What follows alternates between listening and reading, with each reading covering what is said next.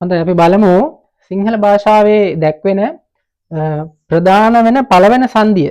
නැත්නම් ඒ සංදි 10 ඇතුලේ තියෙන පළවෙනි සංදිය තමයි පූර්වස්වර ලෝප සංදිය. මොකද්ද මේ පූර්වස්වර ලෝප සංදිය කියලා කියන්නේ?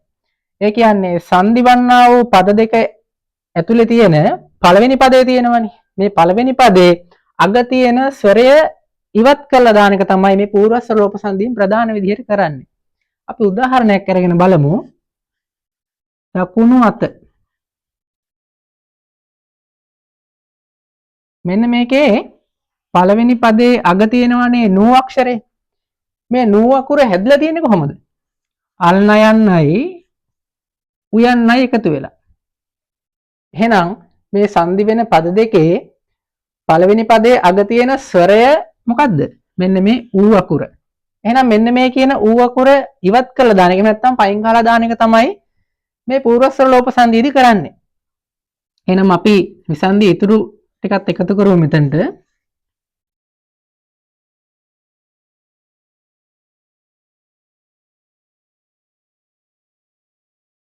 එහෙමනම් මෙන්න මේ ඌ අක්ෂරය ඉවත් කරන්න ඕනේ දැන් මෙතනදී. ඉවත් කරාට පස්සේ කොහොමද එන්නේ?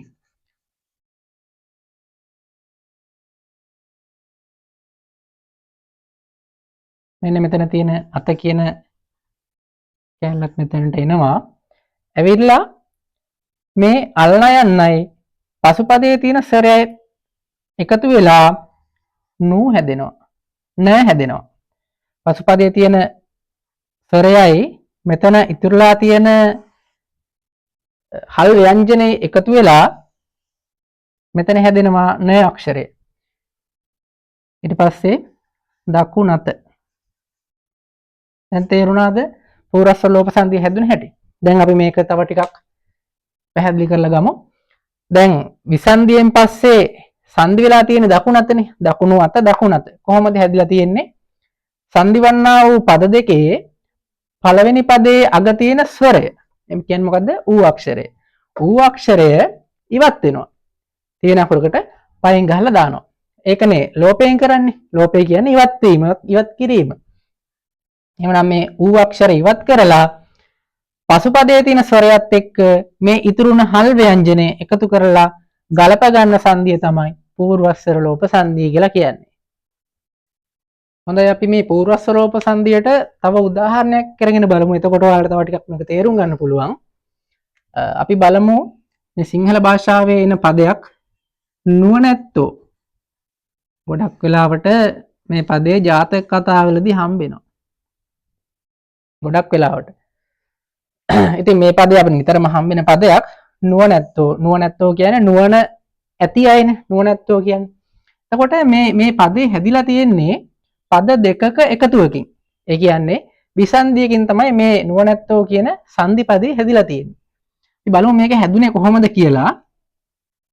නුවණ ඇත්තෝ. නුවණ ඇත්තෝ. නුවණ ඇත්තෝ තමයි මේ සංදි පදේ විසන්දිය. එතකොට පළවෙනි පියවර හරි. ඒ කියන්නේ විසන්දිය හරි. දෙවෙනි පියවර මොකද්ද මේකේ? මේ සංදි පදේ අපි හදා ගන්න ඕනේ දැන් නුවණැත්තෝ විදිහට. දෙවෙනි පියවර තමයි අපි ඉස්සෙල්ලම බලන්න ඕනි මෙතන මොකද්ද තියෙන්නේ? කියන්නේ මොකද්ද? පළවෙනි පදේ අග තියෙන්නේ මොකද්ද සහ දෙවෙනි පදේ මුල තියෙන්නේ මොකද්ද කියන එක අපි ඉස්සෙල්ලම බලන්න ඕනේ. දෙවෙනි පදයේ මුල ස්වරයක් තියෙනවා ඒක හරි.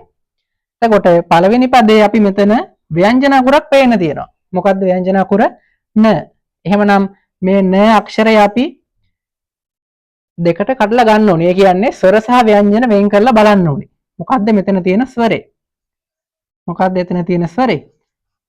අල් නයන්න දන ඊට පස්සේ අපි මේ ඇත්තෝ කියන පදය මෙතනට එකතු කරලා ගමු.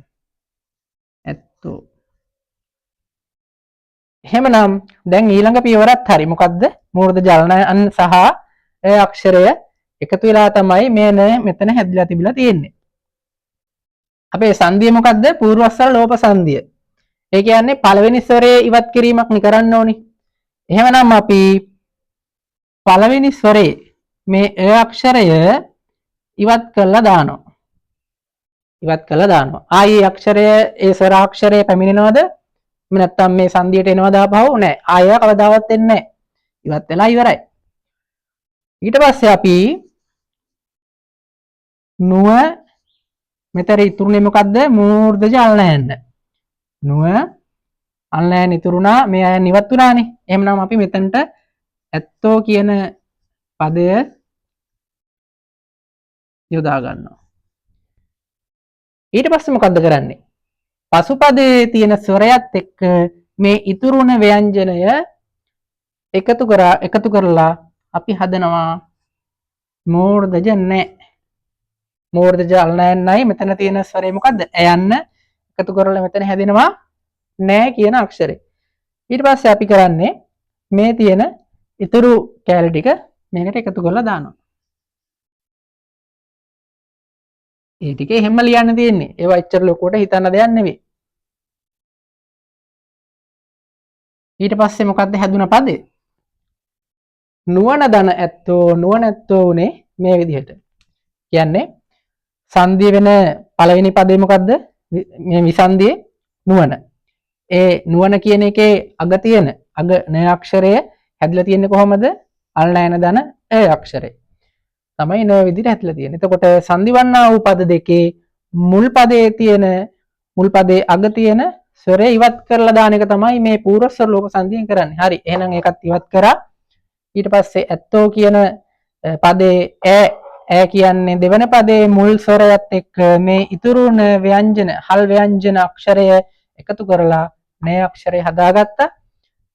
ඉතුරු පද කිහිප එකතු කරගෙන නුවණැත්තෝ බවට අපි හදාගත්තා අවසානයේදී. එහෙමනම් නුවණ දන ඇත්තෝ නුවණැත්තෝ වුණා. නුවණැත්තෝ කියන්නේ පූර්වස්වර ලෝප සංධිය. ওই විදිහට තමයි පූර්වස්වර ලෝප සංධිය සිංහල භාෂාවේ අපිට හඳුනා ගන්න පුළුවන්.